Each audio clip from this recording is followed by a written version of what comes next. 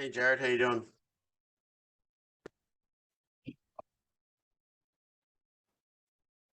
You there? Yo, what up? Hey, I can hear you now. Perfect. How you going? Good, how are you? Yeah, good. Thanks for hanging out with me here today. Congratulations on the new album out today in Australia. Um, what are you guys going to do to celebrate the release tomorrow when it comes out in the States? I mean, we're all home from tour, so probably just nothing, We celebrated on the road pretty much and just kick it with our families and hang out at home. Okay, cool. And as you said, you just sort of completed a run.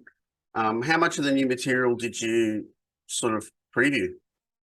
We did two songs. We did Life's Been Good and Heavy Water, and we knew those were going to work already. We started working on those in the rehearsal space before we went on tour and kind of like put a pin in the rest of the album. And now that we're off tour, we'll go back in the rehearsal studio and like pretty much play the whole album and see which ones kind of land. Cause like we write for the live show Mm-hmm. when we're thinking of the album, right? But sometimes like it doesn't translate, sometimes you write an album or you write a song and it's up tempo and you think it's going to be big and you get in the rehearsal space and it just doesn't feel right. And then sometimes you write a song that's like more mid tempo or slower and it crushes, and you're like, Sure. okay. So until you start playing them, and then we'll kind of let also, we want to keep our fans happy and put on a good show. So we'll kind of see what they're gravitating towards also. Cool. Now, when did you start the actual writing process for the album? Well, like technically like a year before the pandemic. So we had like not a full album. We had an EP. We probably had like a 6-song EP that we were going to put out in 2020, probably 2020, called California Island. And the pandemic hit and the music industry kind of, put the brakes on. Yep. And the label didn't want to put a whole EP out. So we just kind of like slowly put out songs from that EP just as singles, just to like keep our fans happy and give people some music over the pandemic, and scratch that as an EP. And there was 2 or 3 songs from that we left on this album. And then we went back in with the producer Ryan Ogren and technically finished a whole new album, that we just kind of cherry picked songs from. So we had already started, and then shit got weird, Yep. but not to be insensitive to the situation, but like we had been touring for like 17 years. And we didn't really think about it. We've been touring nonstop for 17 years, and the pandemic really like forced us to stay home. And I think we might have needed that. And luckily, everybody stayed healthy, and we were able to lock down the studio and just hibernate and hide away in the studio and write a whole album. Cool. Was there any lesson that you personally learned over that forced break? Yeah, I think we you get in I think you just get used to things. Like we got so used to like grinding and working really hard and like outworking other people and touring long, we want to tour more than everybody. We want to put out more music. We want to, just like outwork everybody. And we got to be home with our families and like enjoy our homes and like all the things that our hard work got us. And we're like, oh, this is fucking nice. Like being at my house, like with my family, enjoying these things. So really kind of all of us were like, man, we need to pump the brakes. Like we don't have to go out and tour 200 days a year. There's no, it's dumb, like we can cut back on the touring. We can do different things, so it really just made us look at like the fact that we've just been like absolute pirates for the last like 15 years, and maybe we can look at touring a little bit different. And we did a live stream concert, and there's other outlets that we can do rather than just constantly being on the road.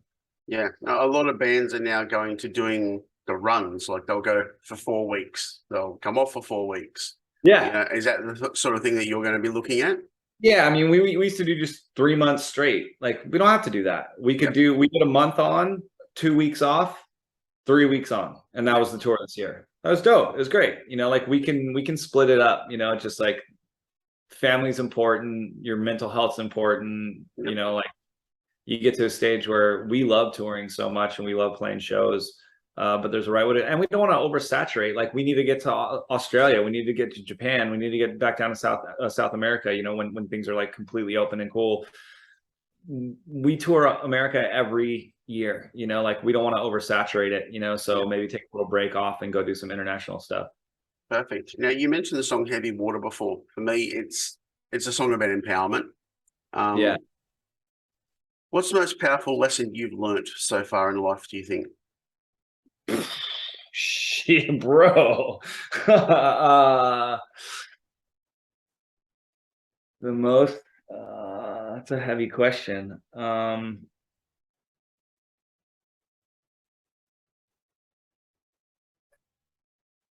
I don't know.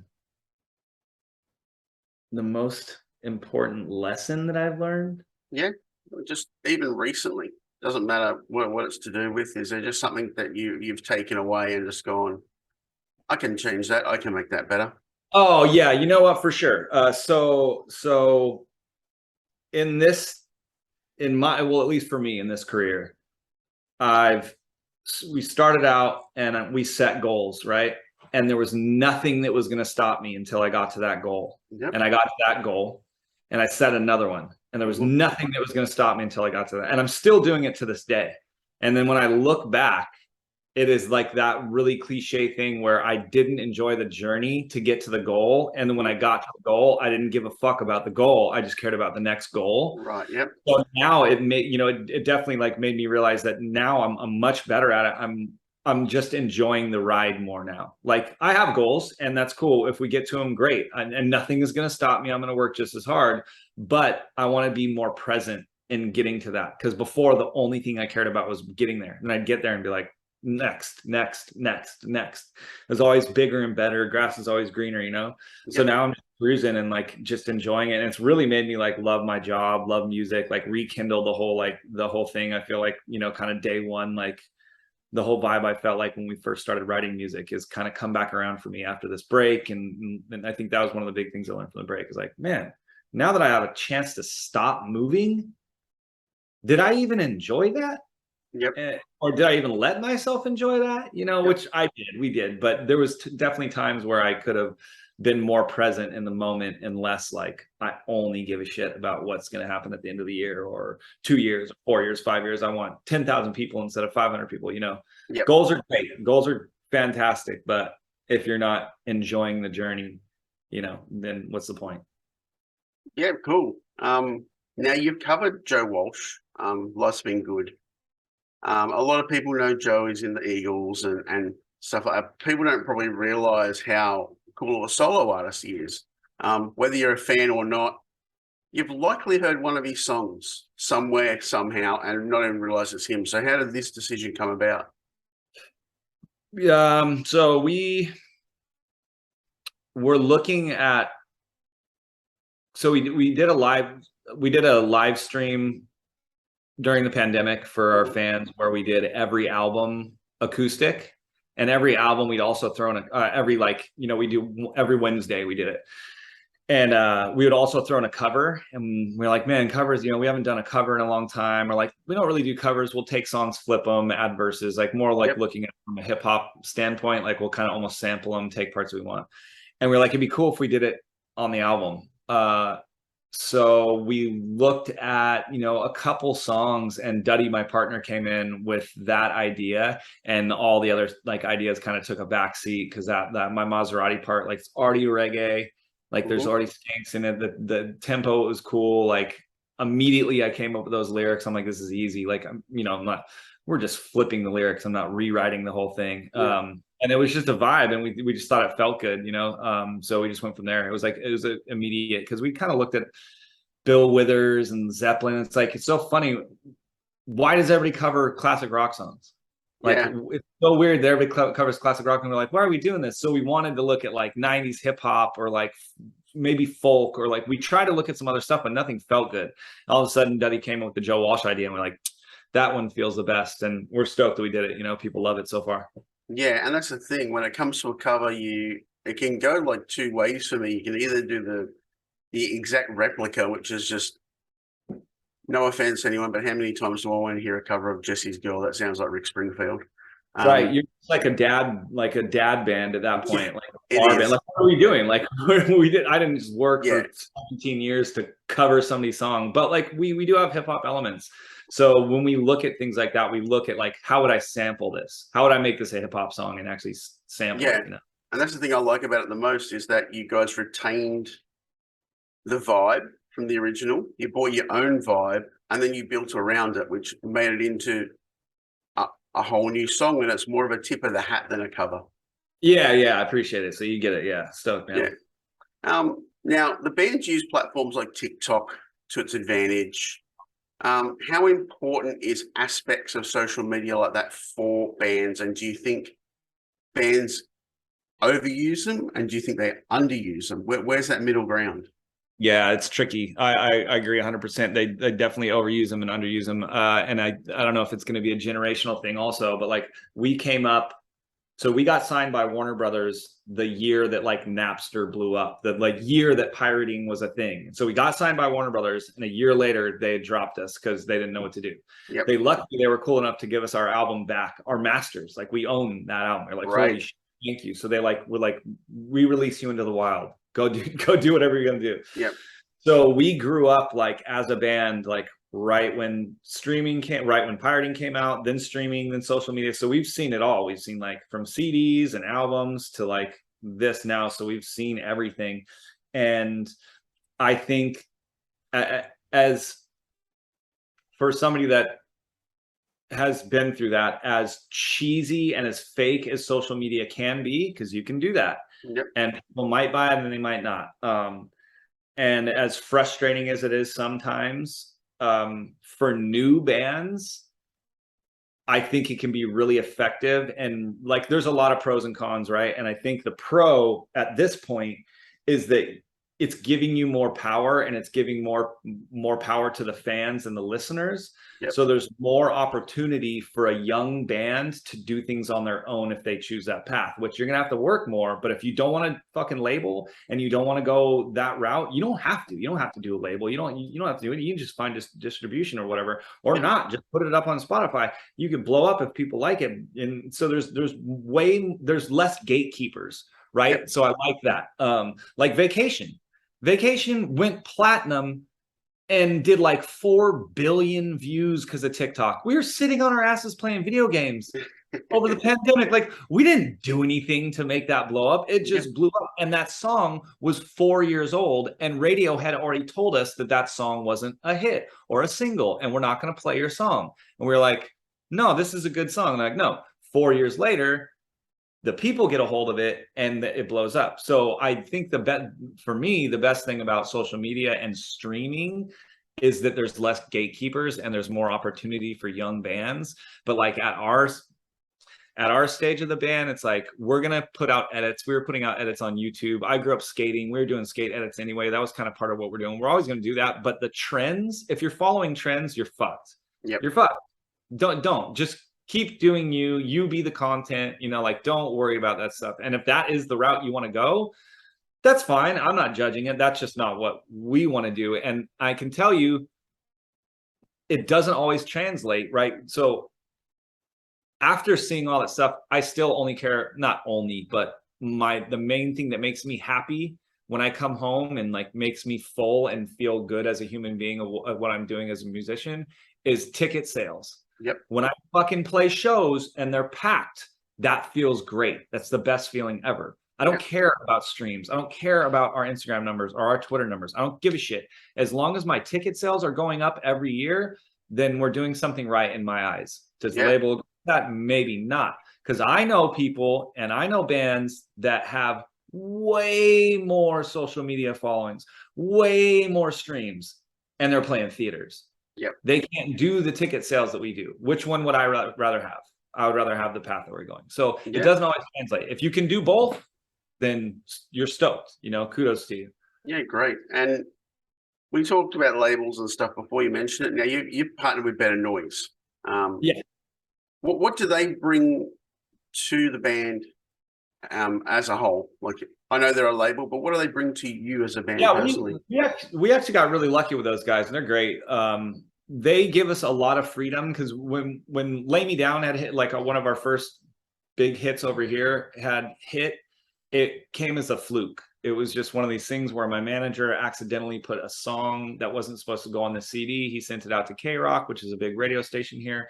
They heard this demo, and the program director was like, I want this. My manager was like, it's a demo. He's like, I don't care. They put it out. It blew up, and we were like independent before them. So we got to Better Noise, and they knew that we had already done things independently, and they knew that we had the vision. And it's a 50-50 deal. So like, they let us have the vision and they help us execute it, you know, which is really cool. So it's like, here's our vision. Here's like, they really do stay out of our way when it comes to a lot of creative things. So when they do come in with something, it's a lot easier for us to listen to them and kind of it does feel like a partnership, because they do give us this freedom and they're not just breathing down our necks the whole time. Yep. You got to realize, like, this is our life. Sometimes when you're working with a label, it's their 9 to 5. And we understand that. And we understand that they don't want to get fired. And a lot of, if anybody's watching this is in a band, like you might get this and this give you some insight. Once they're off at 5, they may not care about your band anymore. You know, they're done for the day. I think about this shit 24 hours a day, and it drives me mad sometimes, you know, like, nobody's going to care about it as much as you. If you can find a label that does seem to care about it, and really does put in the work and do the things that they say they're going to do, then stick with that label. And that is the label that we've been with, is they do the things they say they're going to do. What do they work out? That's not their fault. They did what they said they're going to do, and we did also. And then we'll leave it up to everybody else, you know? Yeah. And you're verging on 20 years as a band. I think it's next year's the 20th anniversary. If you could go back and give yourself one really solid bit of advice to the 20 years ago what would it be? I probably would say, like, pump the brakes on the partying a little bit, you know, like it really is you know, a way to like mask being that young band and like playing really shitty shows for 100 people or 4 people or 0 people. Like, we've played shows for 0 people at bars. And so you're like, man, this is embarrassing. I'm just going to get wasted. And at that point, you're not even partying to party. You're just partying because you're numbing yourself, you know? And that kind of got out of control. And then you're so like, it's so accepted to just party.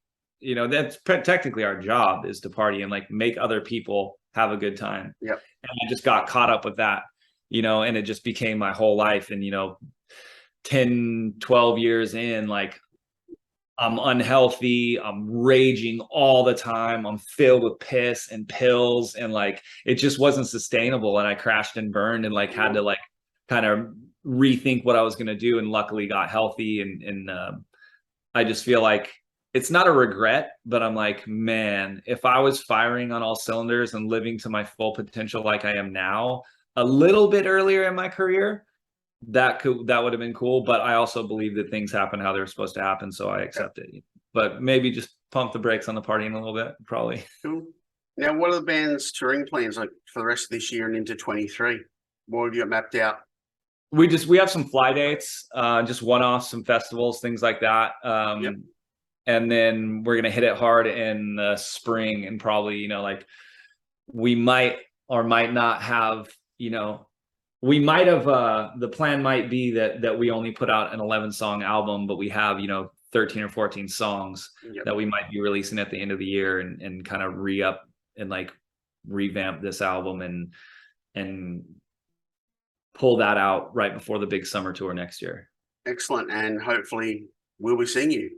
Hell yeah. Yeah, it'd be sick to get down there and play some festivals or something. It's definitely like, another good thing about social media and streaming, man. Like, our numbers are going up. You know, we know that we can probably come to Australia now. Before, you wouldn't know that. You don't know. But now we can just look at numbers and be like, all right, cool, people are listening to us in Australia. Let's get down there, you know. So it would be sick to see you guys down there. We'd be pumped. It'd be great. Now, I've got to ask, I did a bit of reading last night, you know, just to prepare. You're into ice baths. What do the ice baths do for you? Fucking hell, dude. Like, so when I was getting sober off of booze, like, I just got sober off of alcohol. It was like really, really bad. That was the only thing I really had a problem with. I just was searching for any like type of head change or mental health help, because it was really hard. It was like I was super depressed, had tons of anxiety. It was like a year gone by, and like finally found my friend Ian McCall. He's a UFC fighter, and he was like, you got to come work out with me. And so I started going to the gym, and I was like, oh, this feels good. And he's like, check out this breath work, and check out this ice bath. And I did that breath work, I did the ice bath, and I was like, yo, I'm high as fuck right now. Like, I'm actually getting high.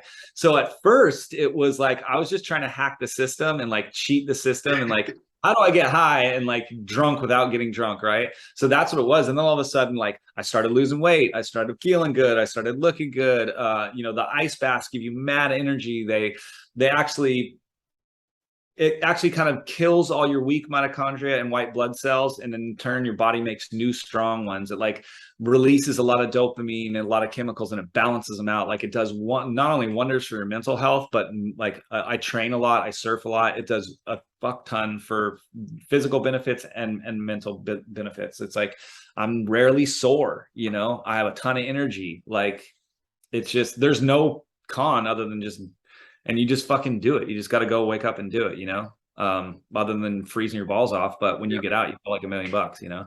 That's cool. Now we're going to finish up for the day. We're going to let you get on with your day. Leave us with something cool, something positive for all of your friends in Australia. We hope to see you guys soon. We're sorry that we haven't got down there. We appreciate you guys listening to us, and we're going to try our best. Awesome, man. Thank you so much for the chat. Congrats on the album. It's really cool. I love it. Hell yeah. I appreciate it, man. Thanks. See you later.